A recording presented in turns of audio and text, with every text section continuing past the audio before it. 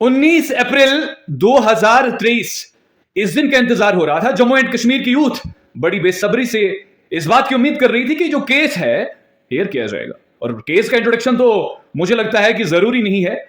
Aptech का case, Aptech एक renowned blacklisted company का केस, जिसके लिए जम्मू एंड कश्मीर की यूथ ने ऑनरेबल हाईकोर्ट का दरवाजा खटखटाया था। फिर कहीं ना कहीं मसला ऑनरेबल सुप्रीम कोर्ट पहुंचा और फिर वहां से वापस उसको ऑनरेबल हाईकोर्ट के हवाले कर दिया गया। और यहां पे हाईकोर्ट के द्वारा यानी कि डीबी के द्वारा इस केस को अफ्रेश सुने जाने का निर्णय लिया गया। फिलहाल आज 19 अप्रैल है। उम्मीद थी कि जम्मू एंड कश्मीर की यूथ को एक साई ऑफ रिलीफ मिलेगा और वो जो मेंटल प्रोसिक्यूशन हो रहा है जम्मू एंड कश्मीर की यूथ का, जो टॉर्चर हो रहा है, थोड़ा इसे बाहर निकलने में वो कहीं इनको मदद करेगा। क्योंकि बाकी भी बहुत सारे एवेन्यूज हैं, बाकी बहुत सारे रास्ते हैं जो यूथ की नजर में है। लेकिन एक बात जरूर बताऊंगा आपको मैं, जिस मकसद पे आपकी जिंदगी के कुछ कीमती साल लगते हैं, वक्त लगता है, अगर वो यूं ही रायगा चले जाए ना, उसका जो एक सवालिया चिन्ह है वो जहन पे रहता है, एक दबाव बनाता है और एक ऐसी मानसिकता बन जाती है कि इंसान को लगता है कि अब शायद मुझसे कुछ होगा, शायद ही कुछ हो सकता है। और तलबगार थे, उम्मीदवार थी जम्मू एंड कश्मीर की यूथ कि आज 19 अप्रैल को कुछ ना कुछ सुनने को मिलेगा। लेकिन वही पुरानी जो एस्टैब्लिश्ड फैक्ट्स हैं, तारीख पे तारीख, तारीख पे तारीख, भला ऐसा क्यों हो रहा है? देखिए ये बातें, ये मसले जम्मू एंड कश्मीर की यूथ को, ना कि सिर्फ यूथ को बल्कि तमाम आवाम को सोचने में मजबूर करती है कि ये जो स्ट्रक्चरल इंट्रक्शन होता है ना, डिफरेंट स्ट्रक्चर्स का आपस में इंट्रक्शन, ये जो मिलाविस होने का जो ये सबूत है, एकदम आया और बयां हो जाता है। लोग सोचते हैं कि आपस में मिले हुए हैं, गवर्नमेंट के तीनों ऑर्गन्स आपस में इंट्रक्टेड हैं और हर बात गवर्नमेंट के फेवर में जाने की ही जो बात की जाती है, एक ऑर्गेनाइज्ड वे से इसे अंजाम दिया जाता है। ये लोग सोचने पे मजबूर हो जाते हैं।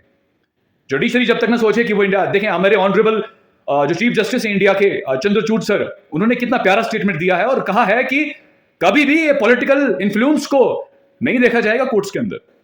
और कहा गया है, साबित किया उन्होंने, supremacy of judiciary, autonomy of the judiciary, उसको उन्होंने दिखाया है, जो कॉन्स्टिट्यूशन में है उसको पब्लिक के सामने रखा है और प्रैक्टिकल लेवल पे लेके जाने की पूरी कोशिश कर रहे हैं। और मैं सैल्यूट करता हूं, मैं honourable chief justice of India the great Chandrachud sir, आपको बहुत बहुत मुबारक। इसी तरीके से हम उम्मीद करते हैं कि ये बात, ये जो मुख्तलिफ हमारे भारत के राज्य हैं उनके हाई कोर्ट्स में भी इंप्लीमेंट की जाए।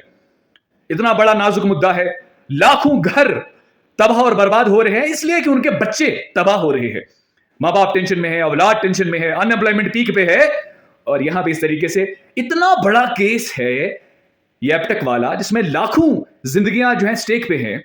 लेकिन जबकि ऑनरेबल हाईकोर्ट को सुओ मोटो कॉग्निजेंस लेना चाहिए था।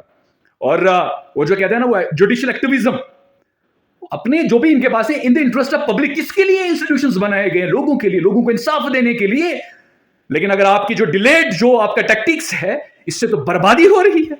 मुझे बड़े अफसोस के साथ कहना पड़ रहा है, justice delayed is justice denied, बार बार यही कहूंगा। और आज एक बार फिर से इंसाफ की मात हुई है और बार वही पुराने जो कितना भी कहे, अब हम लोग बहुत परेशान हो गए हैं। अब किससे अपनी आहो फुगा सुनाएं? भगवान अल्लाह तो हमारी बात शायद सुन नहीं रहे।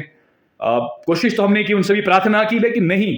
जो डंडा हम पे सवार है, न जाने हमारे किन, वो कहते हैं ना, जन्मों का किन गुनाहों का किन कर्मों की सजा हमें मिल रही है। केस आया और बयां है, स्पष्ट है, लाखों जिंदगियां दाव पे लगी हैं, तो भी ऑनरेबल हाईकोर्ट इसको अपनी कॉग्निजेंस में नहीं ले रहे हैं।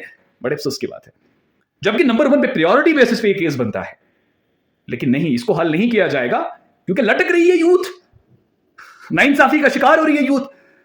कोई स्क्रैप विक्टिम है, कोई एपटेक का मारा है, कोई किसका मारा है, लेकिन इंसाफ अभी तक किसी को नहीं मिला। आप government of Jammu and Kashmir ने बहुत सारे एग्जाम्स को स्क्रैप किया। फाइनेंस अकाउंटेंट है, जिसमें जेकेपीएस है, जो लास्ट टाइम मेरिट ट्रैक द्वारा एग्जाम कंडक्ट हुए थे, तब से ही एक रट लगाई है जम्मू एंड कश्मीर के एस्पायरेंट्स ने कि वो जो कल्प्रिट्स है वो कहां पे, वो स्कैमर्स कहां पे है।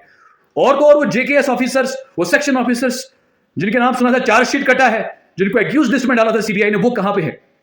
वो मेरिट किसी का लिहाज नहीं करता, वो बड़े बड़े जुमलेबाज लोग कहां पे हैं? लेकिन जवाब अभी तक कुछ नहीं मिला है सिस्टम द्वारा। तो ये एक चिंता का विषय है। पब्लिक को इसके बारे में सोचना चाहिए, लोगों को आगे आना चाहिए, सिविल सोसाइटी को खासतौर पे पार्टिसिपेट करना चाहिए, क्योंकि भारत लोकतंत्र है जहां पे ऑटोक्रेसी नहीं चलेगी, यहां पे डिक्टेटरशिप नहीं चलेगी, ना तो ब्यूरोक्रेट्स की चलेगी, ना तो यहां पे सियासतदानों की चलेगी। जो पावर्स में बड़े बड़े लोग हैं, इनको वही करना है जो भारत का द ग्रेट आइन कहता है, द लॉ ऑफ लैंड कहता है, उससे बाहर कुछ भी नहीं।